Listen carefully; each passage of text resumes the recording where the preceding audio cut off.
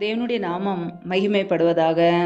கிறிஸ்துவுக்குள் பிரியமானவர்களே, தேவன் அருளியப்ப மினிஸ்ட்ரி மூலமாக உங்களோடு தொடர்பு கொள்வதிலும் அந்த மகிழ்ச்சி அடைகிறோம்.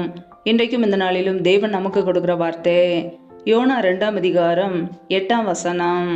பொய்யான மாயையை பற்றி கொள்ளுகிறவர்கள் தங்களுக்கு வரும் கிருபையை போக்கடிக்கிறார்கள். ஹல்லேலூயா.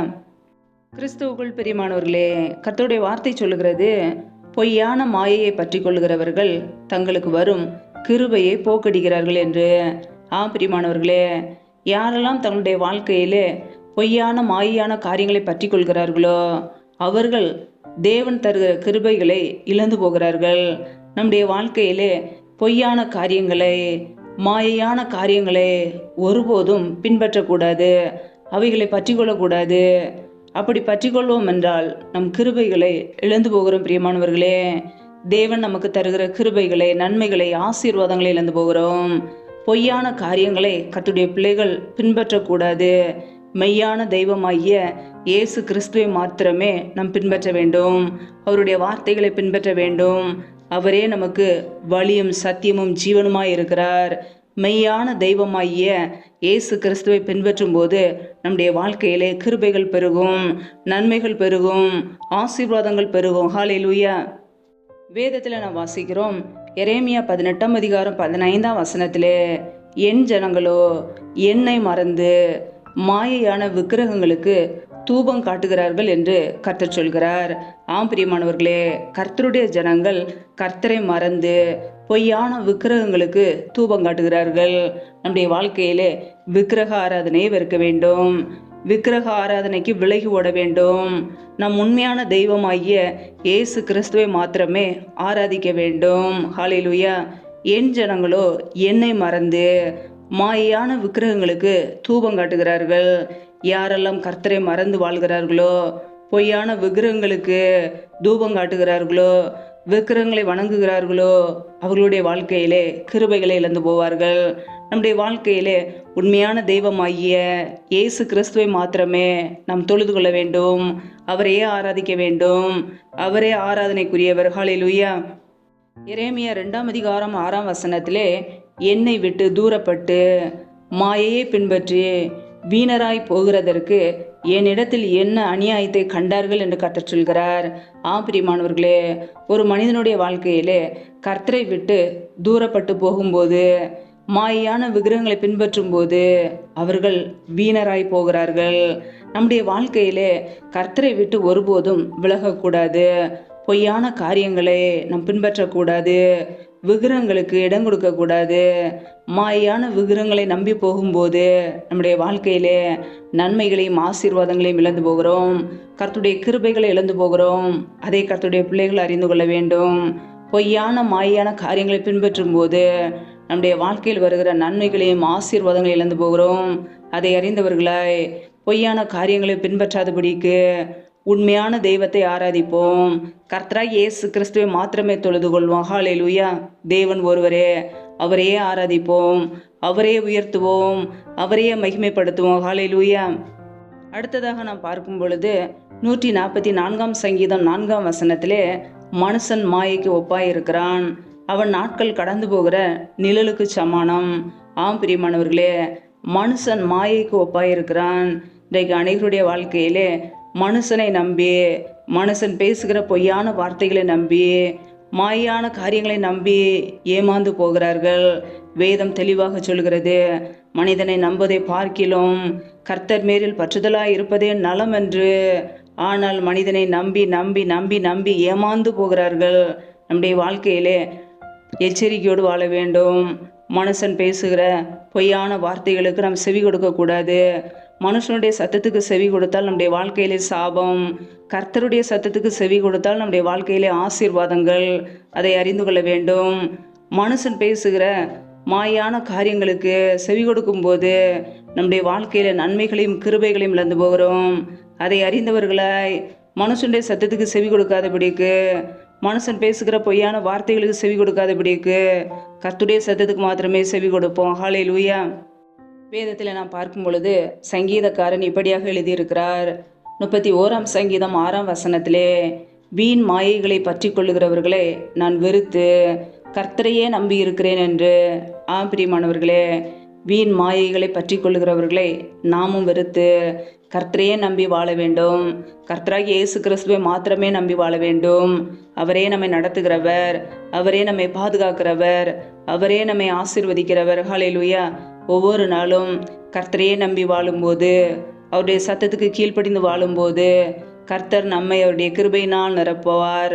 அவருடைய கிருபையே நம்மை பாதுகாக்கிறது, அவருடைய கிருபையே நம்மை வழி நடத்துகிறது, அவருடைய கிருபையே நம்மை தாங்குகிறது, தப்புவிக்கிறது, அவருடைய கிருபையே நம்மை ரட்சிக்கிறது, அவருடைய கிருபை நம்மை சூழ்ந்து கொள்ளும்.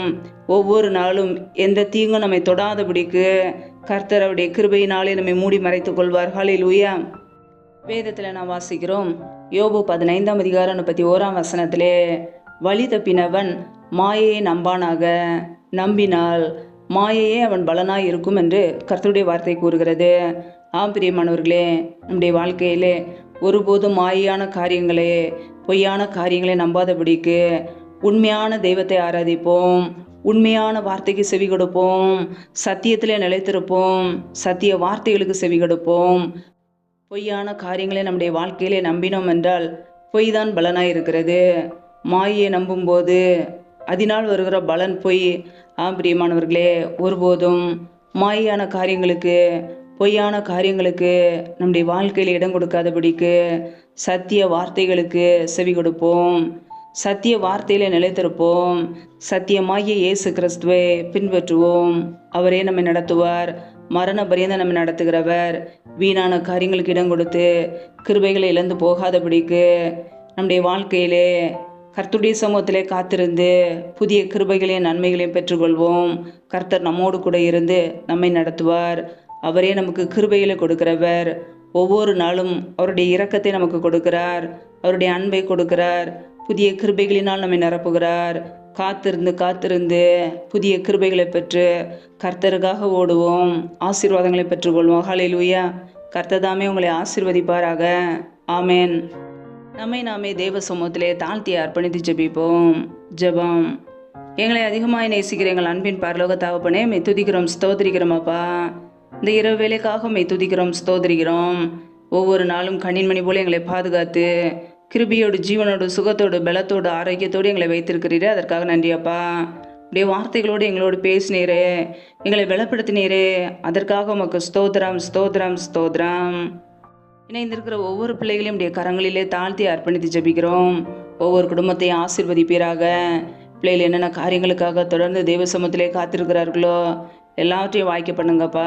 உடைய கரங்களிலே தாழ்த்துக்கிறோம். பிள்ளைகள் செய்கிற வேலைகள், தொழில்கள், வியாபாரங்கள் எல்லாவற்றையும் ஆசீர்வதிங்க. கையில் பிரயாசங்களை பெருக பண்ணுங்கப்பா.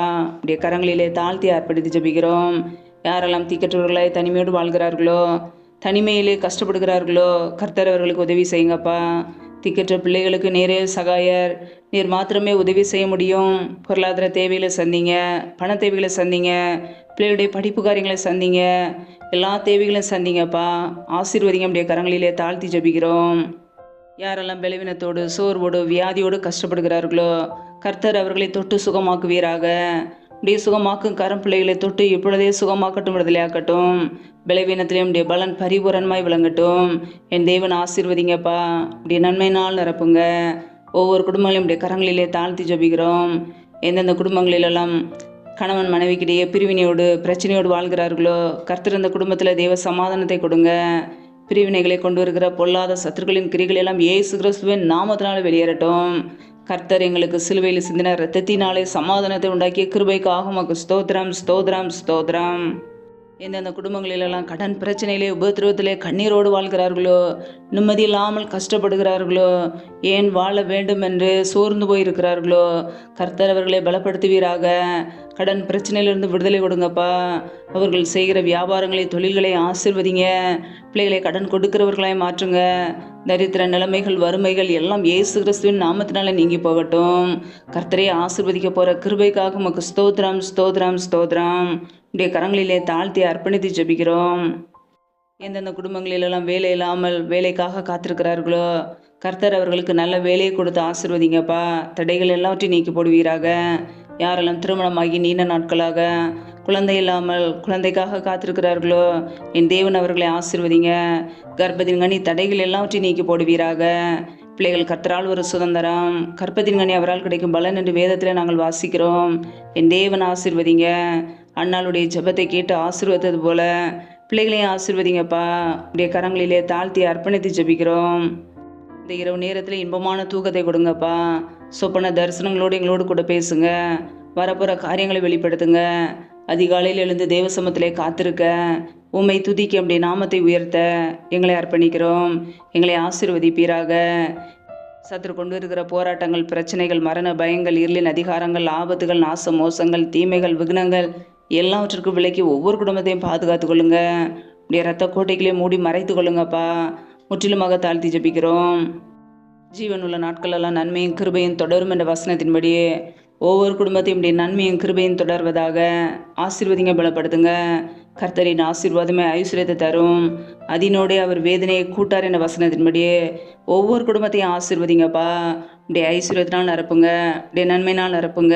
இப்படிய கரங்களிலே தாழ்த்தி அர்ப்பணித்து ஜெபிக்கிறோம். எல்லா துதி கன மகிமை எல்லாமும் ஒருவருக்கே செலுத்துகிறோம். இயேசு கிறிஸ்துவின் மூலம் ஜெபிக்கிறோம் ஜீவனுள்ள நல்ல பிதாவே, ஆமேன். கர்த்தர் தாமே உங்களையும் உங்கள் குடும்பங்களையும் ஆசீர்வதிப்பாராக. ஆமேன்.